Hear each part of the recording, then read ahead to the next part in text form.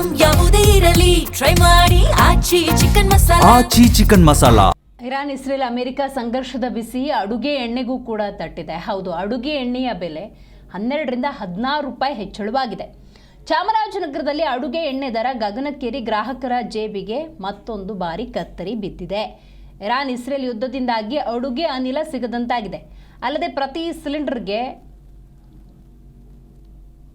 60 ರೂಪಾಯಿ ಬೆಲೆ ಏರಿಕೆಯಾಗಿದೆ. ಹಾಗಾಗಿ ಅಡುಗೆ ಅನಿಲ ಮಗದೊಂದು ಕಡೆ ಸಿಲಿಂಡರ್ ಬೆಲೆ ಹೆಚ್ಚಳದಿಂದಾಗಿ ಜನಸಾಮಾನ್ಯರು ಕಂಗಾಲಾಗಿ ಹೋಗಿದ್ದಾರೆ.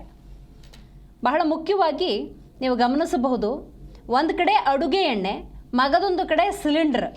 ಇದರ ದರ ಏರಿಕೆಯಿಂದ ಜನಸಾಮಾನ್ಯರು ಕಂಗಾಲಾಗಿ ಹೋಗಿದ್ದಾರೆ. ಅಡುಗೆ ಎಣ್ಣೆಗೂ ಕೂಡ ಯುದ್ಧದ ಬಿಸಿ ತಟ್ಟಿದೆ. ಚಾಮರಾಜನಗರದಲ್ಲಿ ಅಡುಗೆ ಎಣ್ಣೆ ದುಬಾರಿಯಾಗಿದೆ.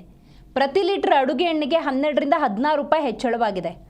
ಚಾಮರಾಜನಗರದಲ್ಲಿ ಅಡುಗೆ ಎಣ್ಣೆ ದುಬಾರಿಯಾಗಿದೆ.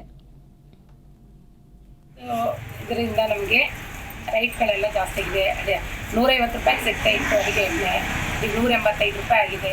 ಮತ್ತು ಅನಿಲ ರೇಟು ಜಾಸ್ತಿ ಇದೆ. ಗ್ಯಾಸ್ ರೇಟು 60 ರೂಪಾಯಿ ಜಾಸ್ತಿ ಆಗಿದೆ ಈಗ ನಮಗೆ. ಮತ್ತು ದಿನಸಿ ಐಟಮ್ ಎಲ್ಲ ಜಾಸ್ತಿ ಆಗ್ತಾ ಇದೆ ಅಂತ ಹೇಳ್ತಾ ಇದ್ದಾರೆ. ಆದರೆ ನಮ್ಮಂತೆ ಬಡವರು ಜೀವನ ಮಾಡೋದಕ್ಕೆ ತುಂಬ ಕಷ್ಟ ಆಗ್ತಾ ಇದೆ. ಇದಕ್ಕೆ ಸರ್ಕಾರ ಗಮನಕ್ಕೆ ಬರಬೇಕು ಅಂತ ಹೇಳ್ತೀನಿ. ಇದರಿಂದ ನಮಗೆ ರೈಟ್ಗಳೆಲ್ಲ ಜಾಸ್ತಿ ಆಗಿದೆ. ಅದೇ 150 ರೂಪಾಯಿ ಸಿಗ್ತಾ ಇತ್ತು ಅಡುಗೆ ಎಣ್ಣೆ, ಈಗ 185 ರೂಪಾಯಿ. ಮತ್ತು ಅನಿಲ ರೇಟು ಜಾಸ್ತಿ ಇದೆ. ಗ್ಯಾಸ್ ರೇಟು 60 ರೂಪಾಯಿ ಜಾಸ್ತಿ ಆಗಿದೆ ಈಗ ನಮಗೆ. ಮತ್ತು ದಿನಸಿ ಐಟಮ್ ಎಲ್ಲ ಜಾಸ್ತಿ ಆಗ್ತಾ ಇದೆ ಅಂತ ಹೇಳ್ತಾ ಇದ್ದಾರೆ. ಆದರೆ ನಮ್ಮಂತೆ ಬಡವರು ಜೀವನ ಮಾಡೋದಕ್ಕೆ ತುಂಬ ಕಷ್ಟ ಆಗ್ತಾ ಇದೆ. ಇದಕ್ಕೆ ಸರ್ಕಾರ ಗಮನಕ್ಕೆ ಬರಬೇಕು ಅಂತ ಹೇಳ್ತೀನಿ. ಇದರಿಂದ ನಮಗೆ ರೈಟ್ಗಳೆಲ್ಲ ಜಾಸ್ತಿ ಆಗಿದೆ. ಅದೇ 150 ರೂಪಾಯಿ ಸಿಗ್ತಾ ಇತ್ತು ಅಡುಗೆ ಎಣ್ಣೆ, ಈಗ 185 ರೂಪಾಯಿ ಆಗಿದೆ. ಮತ್ತು ಅನಿಲ ರೇಟು ಜಾಸ್ತಿ ಇದೆ. ಗ್ಯಾಸ್ ರೇಟು 60 ರೂಪಾಯಿ ಜಾಸ್ತಿ ಆಗಿದೆ ಈಗ ನಮಗೆ. ಮತ್ತು ದಿನಸಿ ಐಟಮ್ ಎಲ್ಲ ಜಾಸ್ತಿ ಆಗ್ತಾ ಇದೆ ಅಂತ ಹೇಳ್ತಾ ಇದ್ದಾರೆ. ಆದರೆ ನಮ್ಮಂತೆ ಬಡವರು ಜೀವನ ಮಾಡೋದಕ್ಕೆ ತುಂಬ ಕಷ್ಟ ಆಗ್ತಾ ಇದೆ. ಇದಕ್ಕೆ ಸರ್ಕಾರ ಗಮನಕ್ಕೆ ಬರಬೇಕು ಅಂತ ಹೇಳ್ತೀನಿ. ಇದರಿಂದ ನಮಗೆ ರೈಟ್ಗಳೆಲ್ಲ ಜಾಸ್ತಿ ಆಗಿದೆ. ಅದೇ 150 ರೂಪಾಯಿ ಸಿಗ್ತಾ ಇತ್ತು ಅಡುಗೆ ಎಣ್ಣೆ, ಈಗ 185 ರೂಪಾಯಿ ಆಗಿದೆ.